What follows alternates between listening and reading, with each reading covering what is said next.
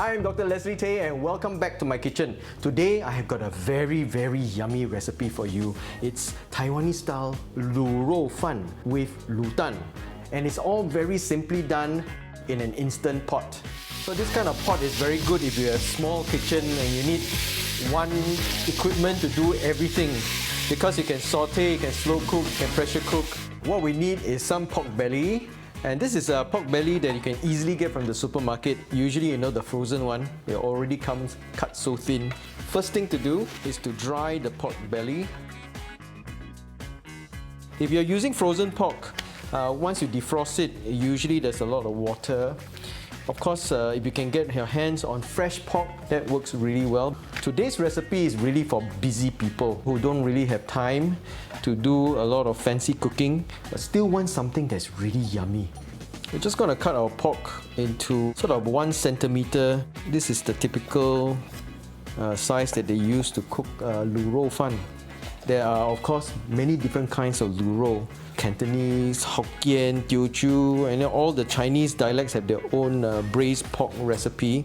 So this typically is the Taiwanese Lu Rou Fan. Pork is all ready.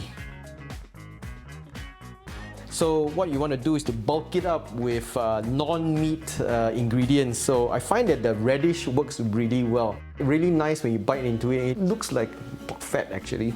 Radish is a very good vegetable for stewing. Unlike potatoes, if you stew it too long, they'll break apart. But the radish, no matter how long you cook it, it just stays the same shape. It doesn't turn into mush. So just basically cut it into 1 centimeter cubes.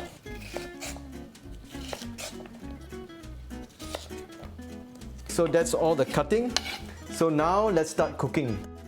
So this is the instant pot. This is basically an electric pressure cooker. Because it's cooking food under pressure, it reduces the time by about 2/3. So whatever takes you about half an hour to cook, like today's dish, is going to take you about 1.5 hours to get all that pork belly, is really tough meat, into really soft, melt in your mouth meat. So the first step is to saute the meat. What we'll do is to turn on the saute function, okay, and we'll wait for the pot to heat up. Okay, once it's hot, it's ready to saute. So add some oil into the pot.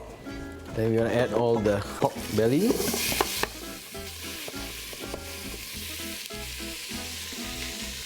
This is called braised pork because you basically need to fry the pork before you add in the liquid. If you just add the liquid to the pork without frying it, then it's called boiling. So you want to get some browning on the surface of the pork. This will help it develop more flavor. When the pork browns, all the surface protein and the sugars, they combine with the heat, and it's called the Maillard reaction that produces a lot of flavor. Of course, if you are short of time, you can quickly just saute it and then add in all the ingredients and close the pot. If you want to make it nicer, you got a few more minutes, then take your time and give the pork a nice saute. The first thing to add is the alcohol. I'm using sake today, 100 ml of sake. You can use Chinese wine or whatever other sort of like sweet, clear cooking wine. The aroma of the pork turns from that porky pork smell into a nice alcoholic aroma. You know it's ready. This is thick soy sauce. Just some water. This is light soy sauce. A bit of rock sugar. And this is the secret ingredient that is going to make it taste like Taiwanese Lu Rou Fan. This is actually shallot sauce, which is available online or at the supermarket. All you need to do is to add in this shallot sauce. You give it a smell. It's got that typical Taiwanese sort of flavor. When you smell it, it's sort of nice and you can't really put your finger on it. Maybe it tastes a bit like luncheon meat, that kind of flavor. But it's a very pleasant, yummy, sort of meaty aroma. And finally, we're going to add in all the radish. So once all the radish is in, we'll close the lid and lock it. And now what we do is we press cancel. All the functions are already here. So what we want to do is, since we are stewing some meat, we're braising the meat, we press meat It's automatically set for 30 minutes on high pressure, and that's it. Instant Pot is the best-selling electric pressure cooker in the US, and it's just made its debut in Singapore. I'm sure it's going to be a very popular machine. I can see why. I've used it for a few weeks now. It's really easy to use, and it works like a charm because I think the way that it regulates the pressure is very precise. It does take some time for the pressure to build up.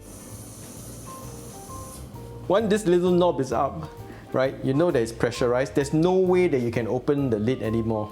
It's a locking mechanism. From now on, everything is going to be just like that for the next 30 minutes.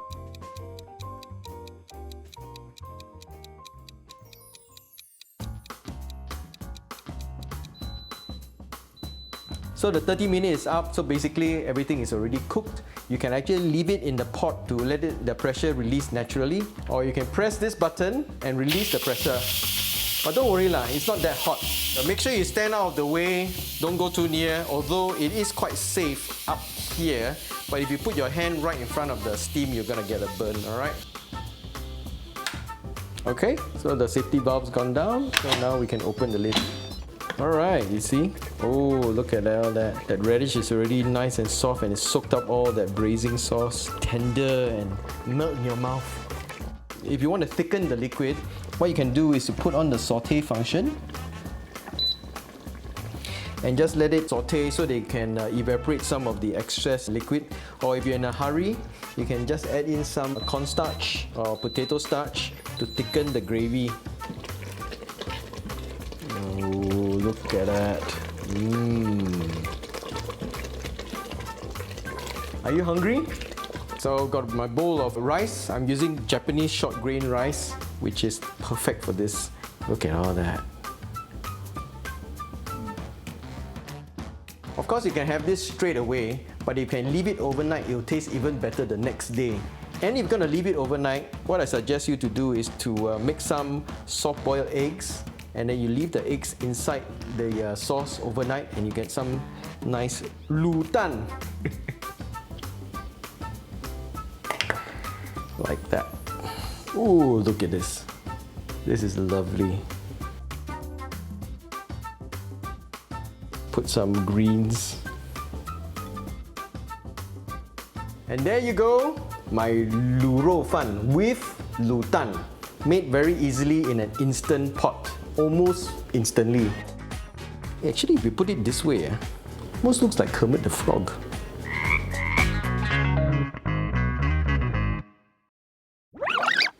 Oh, some of you asking how to do the egg. Okay, I gotta show it to you. With an instant pot, you can do these sort of ramen eggs really very easily. You know, last time when you tried to do this sort of eggs in the normal pot with water, right? It's so difficult to peel. But with a pressure cooker, man, it's easy. All you need to do is put in the rack, add 1 cup of water, put in 4 eggs or 6 or how many eggs you want to eat. Close the pot. Make sure it's low pressure, 4 minutes. And once you hear the instant pot beep, that's when you take out the eggs and put into the ice bath. All clear, all clear, all clear. Release. Okay, the release valve is gone down. It's safe to open. Quickly just put all your eggs into a ice bath. You want to quickly chill it.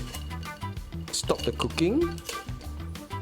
You need to leave it in the water bath for at least 5 minutes before you start peeling it, because if you peel it too early, when it's hot, the egg white is still very tender and you are likely to break it. So you know how difficult it is sometimes to peel the shell off your eggs, especially when your eggs are too fresh. When the eggs are too fresh, the egg white is too full. As the egg ages, the egg white shrinks, and that's why old eggs are easier to do hard-boiled eggs with. But with a pressure cooker, you can do it with fresh eggs because the pressure inside the pressure cooker helps to separate the membrane from the egg white.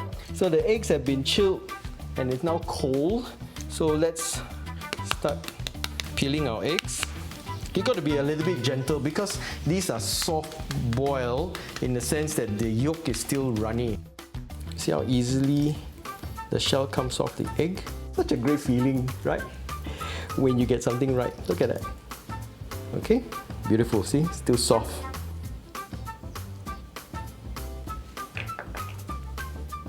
Ooh, look at that. Perfect. 4-minute, low pressure, perfect ramen eggs. Until next time, happy cooking.